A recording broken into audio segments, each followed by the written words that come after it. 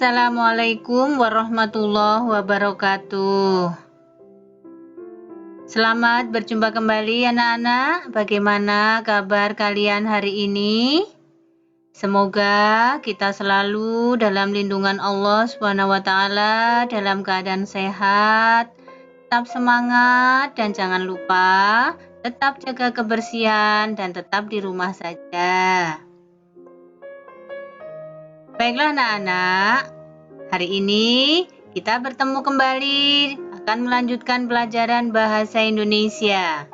Namun, sebelum dimulai, seperti biasa, mari kita berdoa terlebih dahulu dengan membaca bacaan basmalah bersama-sama. Bismillahirrahmanirrahim. Anak-anak, pelajaran bahasa Indonesia hari ini kita akan belajar tentang kalimat konotasi dan denotasi. Sekali lagi, pelajaran bahasa Indonesia hari ini kita akan belajar tentang kalimat konotasi dan denotasi. Apa itu kalimat konotasi? Kalimat konotasi adalah kalimat yang mengandung kata-kata yang memiliki makna bukan sebenarnya. Jadi, kata-kata yang digunakan itu ada yang artinya bukan sebenarnya. Maka, kalimat itu disebut kalimat konotasi. Sedangkan kalimat denotasi adalah kalimat yang mengandung kata-kata yang memiliki makna sebenarnya. Kata-kata yang digunakan itu adalah arti yang sebenarnya. Paham ya? Kalimat konotasi itu yang memiliki kata-kata yang bukan makna sebenarnya. Nah, kalau yang denotasi itu yang menggunakan kata-kata yang memiliki makna sebenarnya.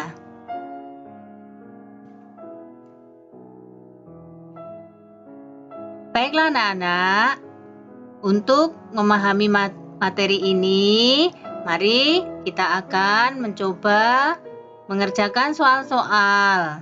Tapi sebelumnya, silahkan kalian buka buku tema 4 atau 4D yang ada di halaman 53 dan 54. Sebelum dikerjakan, akan Ustazah jelaskan terlebih dahulu. Silahkan disiapkan dulu buku cetaknya, tema 4 atau 4D. Silahkan dibuka halaman 53 dan 54.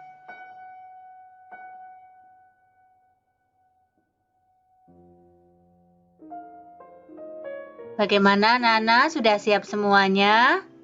Baik, kalau sudah siap, sudah dibuka ya halaman 53 ya.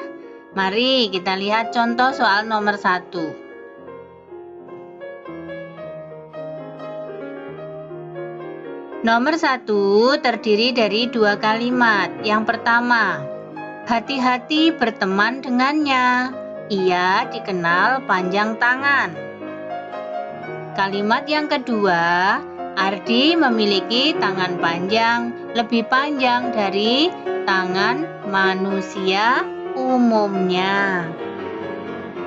Perhatikan, di kalimat yang pertama ada kata panjang tangan. Di sini, arti panjang tangan bukan arti yang sebenarnya. Arti kata panjang tangan di sini memiliki makna konotasi atau makna yang bukan sebenarnya, yaitu maknanya suka mencuri. Itu dikatakan panjang tangan. Kalau yang kedua, memang asli tangannya lebih panjang dari tangan manusia yang lain. Jadi, yang kalimat pertama itu disebut konotasi. Yang kalimat kedua disebut denotasi.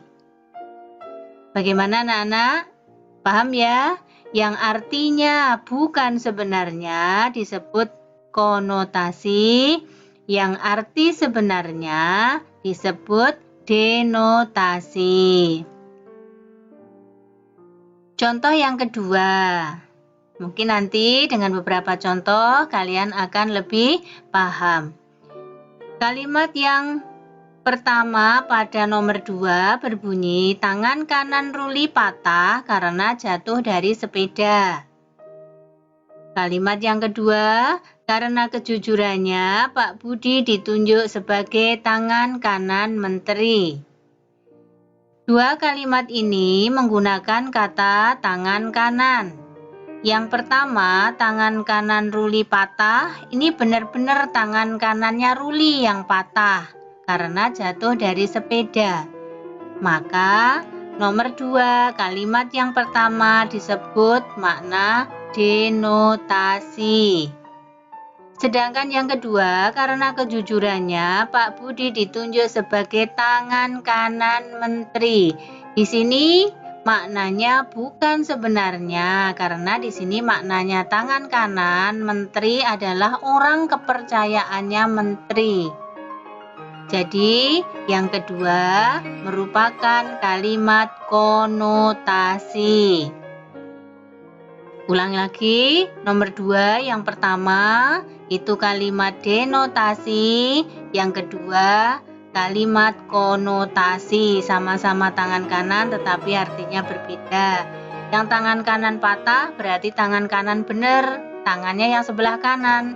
Kalau tangan kanan menteri, di sini adalah artinya orang kepercayaannya. Contoh yang ketiga. Isma sedang mengumpulkan daun-daun yang gugur. Kalimat nomor 3 yang kedua, banyak pahlawan telah gugur di medan perang. Yang pertama pakai kata gugur, yang kedua juga pakai kata gugur. Kalau yang nomor 3 pertama, daun-daun yang gugur artinya memang daun-daunnya jatuh. Karena sudah layu dan kering, maka daunnya pada gugur jatuh. Tetapi yang kedua, pahlawan telah gugur di medan perang, bukan artinya pahlawannya jatuh. Artinya di sini adalah makna yang bukan sebenarnya, yang artinya di sini adalah wafat atau meninggal di medan perang. Jadi, gugur yang pertama daun-daunnya pada jatuh, gugur yang kedua di sini artinya wafat atau meninggal. Jadi yang nomor 3 kalimat pertama itu makna yang sebenarnya atau makna denotasi. Yang kalimat kedua di nomor 3 konotasi.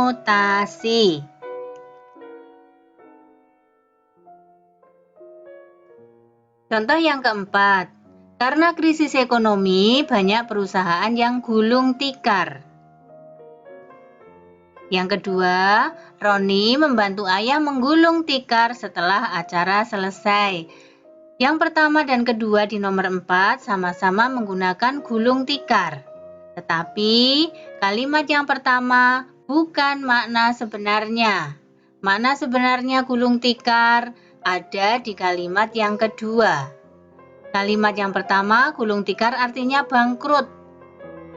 Kalau gulung tikar, menggulung tikar yang kedua, benar-benar tikarnya sudah selesai digulung. Jadi, nomor 4 yang kalimat pertama itu makna konotasi, yang kedua makna denotasi. Yang kelima, kumbang banteng memiliki kepala yang keras dibandingkan kumbang jenis lainnya. Kalimat kedua, Budi keras kepala sehingga tidak disukai teman-temannya.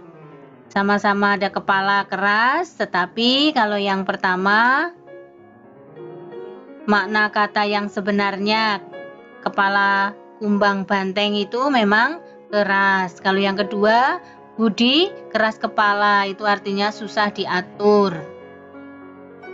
Ya, Budi keras kepala sehingga tidak disukai teman-temannya. Itu ya. Yang kalimat pertama nomor 5 memiliki makna denotasi. Yang kalimat kedua memiliki makna konotasi. Keras kepala itu artinya susah diatur. Jangan jadi anak yang keras kepala, ya, karena itu menjadi anak yang susah diatur. Baik anak-anak, sampai di sini kalian paham ya? Ada kata-kata yang arti sebenarnya dan ada kata-kata yang artinya bukan sebenarnya. Tadi yang pertama, panjang tangan itu suka mencuri. Yang nomor 2, gugur. Gugur yang sebenarnya itu pada jatuh. Yang kedua itu wafat atau meninggal. Ada juga tangan kanan. Tangan kanan yang sebenarnya ya tangan kanan kita. Tangan kanan yang bukan sebenarnya atau konotasi itu artinya orang kepercayaan. Ada lagi gulung tikar. Gulung tikar artinya bangkrut. Ada yang makna sebenarnya adalah gulung tikar, ya tikarnya digulung. Selesai. Ya. Itu perbedaan makna konotasi dan denotasi. Nanti kalian kerjakan soal yang di halaman 53. Kalau itu kalimat konotasi dikasih huruf K. Kalau itu kalimat denotasi dikasih huruf D di kotak yang ada di sebelah soal. Baiklah anak-anak, di halaman 53 sudah, sekarang dilanjutkan halaman 54. Ada kata-kata yang bermakna konotasi. Kalian disuruh untuk mencari maknanya atau artinya. Dari nomor 1 sampai nomor 5, ada nomor 1 kulit tinta, 2 kabar angin, 3 rendah hati, 4 banting tulang, 5 lapang dada. Untuk maknanya, Ustazah siapkan pasangannya di sebelahnya. Silahkan nanti kalian pasangkan hurufnya. Ya, ada yang A itu tidak sombong, yang B ikhlas menerima, C wartawan, D kabar belum jelas, E kerja keras. Silahkan cari makna dari kata konotasi yang ada di sebelah kiri, dipasangkan dengan pilihan yang ada di sebelah kanan. Baik anak-anak, sampai di sini kalian paham ya makna konotasi dan makna denotasi? Makna konotasi itu makna yang bukan sebenarnya. Kalau makna denotasi, ya makna yang sebenarnya atau arti yang sebenarnya. Baiklah, kerjakan soal-soalnya supaya kalian lebih paham. Yang pertama halaman 53, ditulis konotasi atau denotasi. Yang halaman 54, dicari artinya atau maknanya. Pilihlah jawaban di sebelah kanan. Begitu ya anak-anak pertemuan hari ini. Semoga kalian bisa menerima pelajaran dari Ustazah, kalian paham. Kalau belum paham, diulang kembali video dari Ustazah ini.